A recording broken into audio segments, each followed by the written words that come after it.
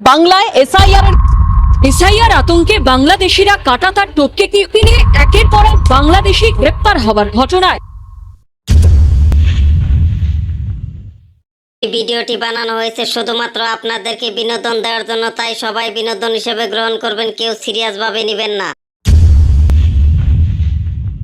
এদিকে তো সব হয়ে গেল আর এদিকে কয়েকটা বাকি ছিল, ওগুলো দেখে নিই।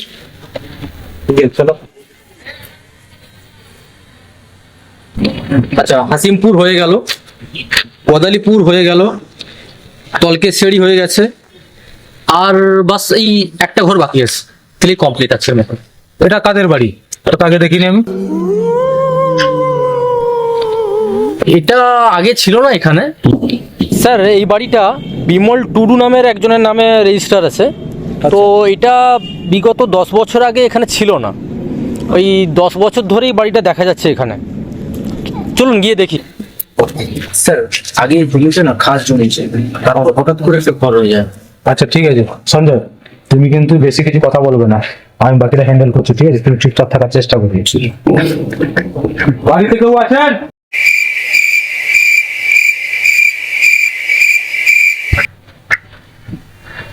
হ্যাঁ বলুন, কাকে চাই?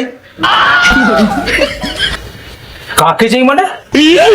আমাদের দেখে মনে হচ্ছে না আমরা কারা? পোশাক দেখে কি কাউকে বিচার করা যায়? আপনি কি টিভি দেখেন না, নাকি খবর কাগজও পড়েন না?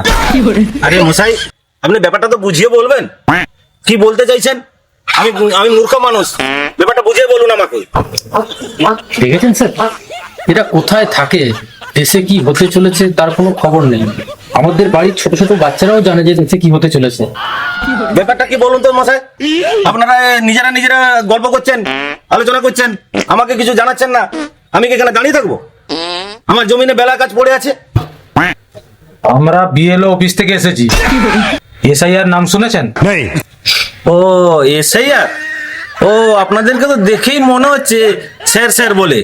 আরে বাবা, এস আর ও স্যার নয়, এসআইআর মানে হচ্ছে গিয়ে আপনার ভোটার লিস্টে নাম আছে কিনা, আপনার পিতার নাম আছে কিনা, আপনার মাতার নাম আছে কিনা, আপনি এদেশের নাগরিক কিনা, আপনি কত বছর ধরে এ ঘরে বসবাস করছেন, এগুলা যাচাই করতে আমরা এসেছি এখানে, বুঝেছেন? স্যার আমাকে একটা মিনিট সময় দিন, আমি ভিতর থেকে আসছি। আরে আরে আরে কি হলো? স্যার একটু আমি ভিতর থেকে আসছি।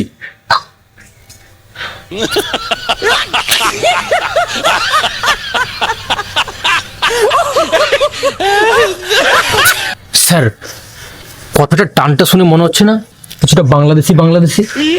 আমারও তাই মনে হচ্ছে। দেখেছেন স্যার, যে ভোটার কার্ড আর বাবার নামের কথা জিজ্ঞাসা করলাম, হঠাৎ করে কিন্তু ঘরের মধ্যে চলে গেল।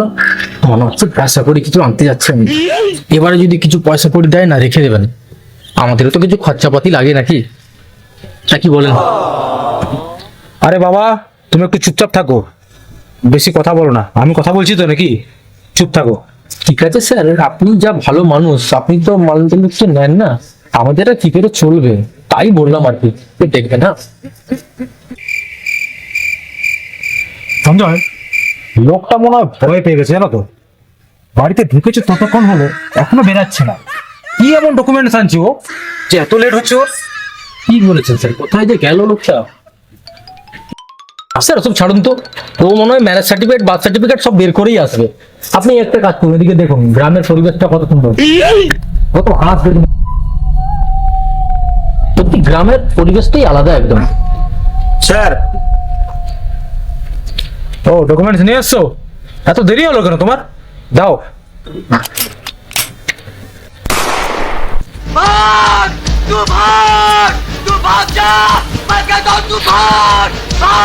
আয় আয়, আর কি ডকুমেন্টস লাগবে? আয় দিচ্ছি, আয়।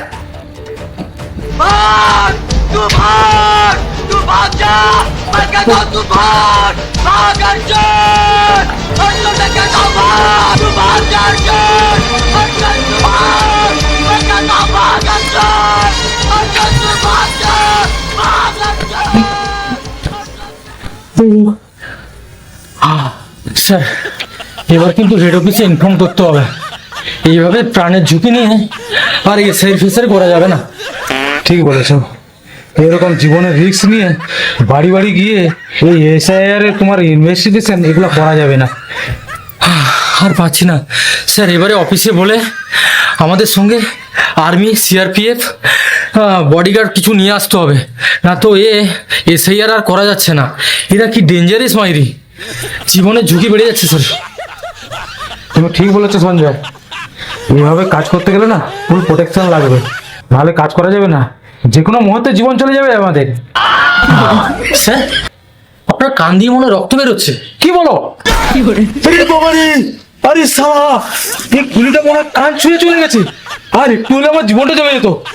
আমি আর চাকরি করবো না, আমি গিয়ে আজকে রিজাইন দেবো, আমি আর চাকরি করবো না এই বাবা। প্রাণের ঝুঁকি নিয়ে এসব হবে না। হবে না, আমি বাঁচতে দিই বাবা।